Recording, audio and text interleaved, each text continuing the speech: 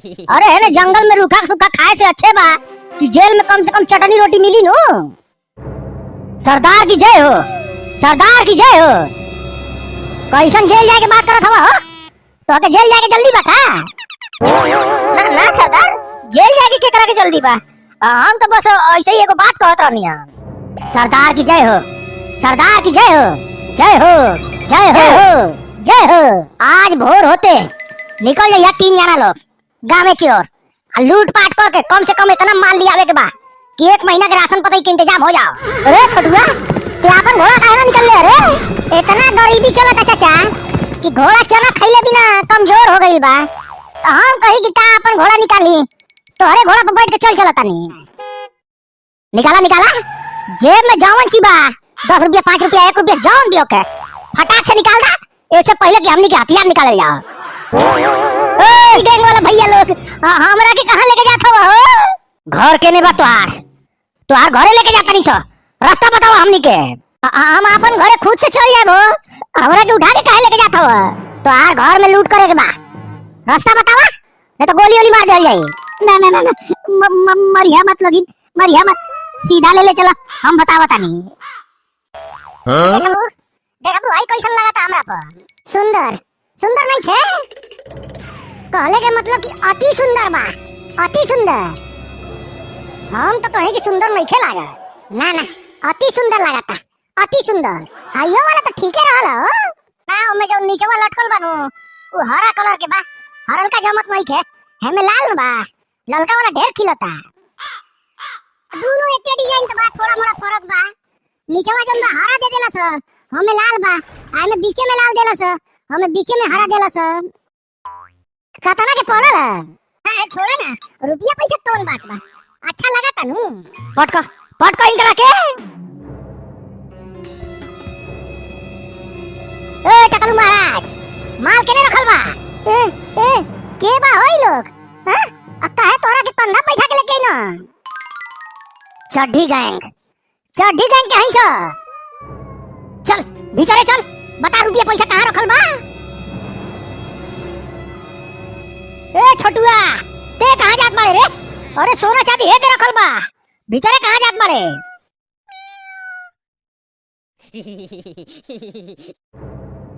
ए हो के बा होई लोग? अरे कहवा कि चड्ढी गैंग वाला हई स। ई चड्ढी गैंग फिर से वापस आ गई का?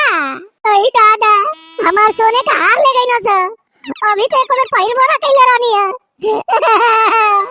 अभी 2 घंटा भइल खरीद के लिए उले। अलमारी के चाबी दा अलमारी के। ए चड्डी गंग वाला भैया लोग, छोड़ दा हमरा के, छोड़ दा, माफ कर दा। गरीब आदमी बानी, बड़ा मेहनत से रुपया कमा के रखले बानी थोड़ा बहुत, छोड़ दा हमरा के। ए भैया लोग छोड़ दा। चाबी कहां रख ले हो? चाबी कहां बा? हमार सोना के हार वापस कर दा, हम तो के चाबी बता दे। डरामा बाजी हमनी से चड्डी गैंग वाला हई स, चड्डी गैंग वाला 10 रुपया खातिर हमनी के छुरा चला देल जाला।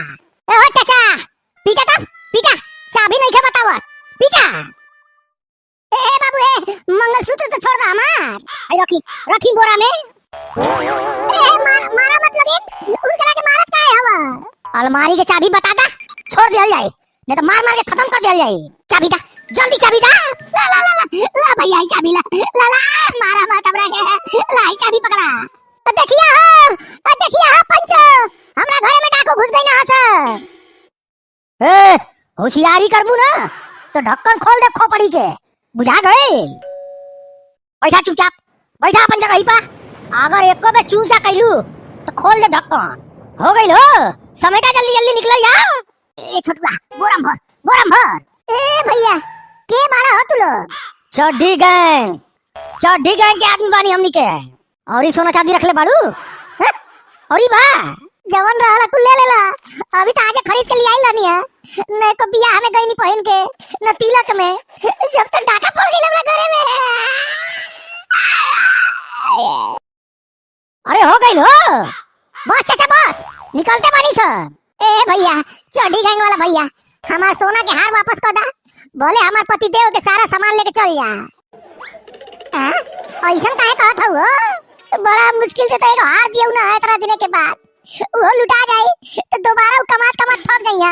हम कहत थक जाए लेकिन उ खरीदैयो ना। हमार हरवा बच जात न, भले पूरा घर लुटा जात, तो हमरा उतना फर्क ना पड़। चला चाचा, काम हो गई। माल मिलल है ना?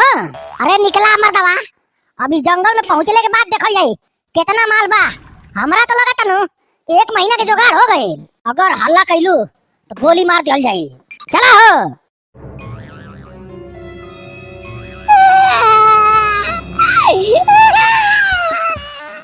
तू काहे रोत बाड़ा? हार त हमार लेके भगना हस। तू काहे रोत बाड़ा? तो के अपना हारे के चिंता बा। हमार जिंदगी भर के सेविंग लेके चल गई ना हस। उ नहीं खेलौ का?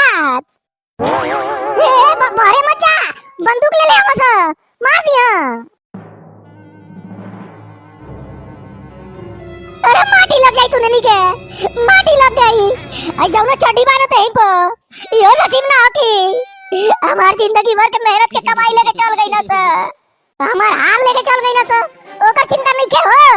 अरे इतना रुपया रख ले रानी है, ओइसन ओइसन 50 को हार खरीदा जात, पूरा रुपया लेके चल गई ना सर। हम 1 लाख के हार खाती चिंता करी कि पूरा पैसा के चिंता करी? मने लाखन रुपया रख ले रहला, आ एगो हार खाती इतना दिन से टरकावत रहला कि पैसा नहीं के, पैसा नहीं के। अरे तई कौन लड़ले झगड़ले के वक्त में आपस में लुटा गई पूरा घर। आ तो के हार काहे ना दियौला, काहे टरकावत रहला, ई सब सुझाता दिमाग भाग गया तनको। कहां जात बाड़ा? हां कहां जात बाड़ा? ओने अलमारी में भर भर के पैसा रखल रहला, हमसे कहत रहला पैसा नहीं के, पैसा नहीं के। आवा तू, आवा घरे में बतावा थानी तो के बताइबा कुछ। कहां जात बाड़ा? जा तनी पुलिस में कंप्लेन करे। हम तो हां कंप्लेन करब। कितना रुपया घरे में रखल रहला, लेकिन हमरा के 12 साल से टरकावत रहना कि रुपया नहीं के हमरा लगे, पैसा नहीं के, कमाइए नहीं के होत। कहां से हार दियाई, कहां से हार दियाई? आज लुटा गई तो पता चलो कितना रुपया रहला घरे में। मने एकदम से बैल बुद्धि बालू तू। बैल बुद्धि बानी हम, बैल बुद्धि बानी। आवा घरे आवा, तोके बतावा तानी ना। आ छोड़ी जा आदि, इतना बढ़िया कांड हो गइल, आ तू नहीं से लड़त हो तो का करी? काहे हमरा से इतना दिन से झूठ बोलत रहना कि हमरा लगे रुपया नहीं के? अलमारी में भर भर के रखे खातिर रुपया रहेला कि मेरा रू के हार, चूड़ी, कंगन, अंगन पंगन दियावे खाती।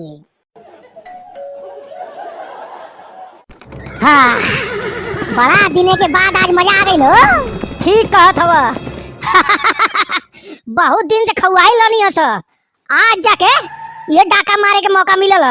अब बड़ा सही घरे में घुस गई नहीं हस, जेवर और कुल निकाल के बहरे रखल रहल।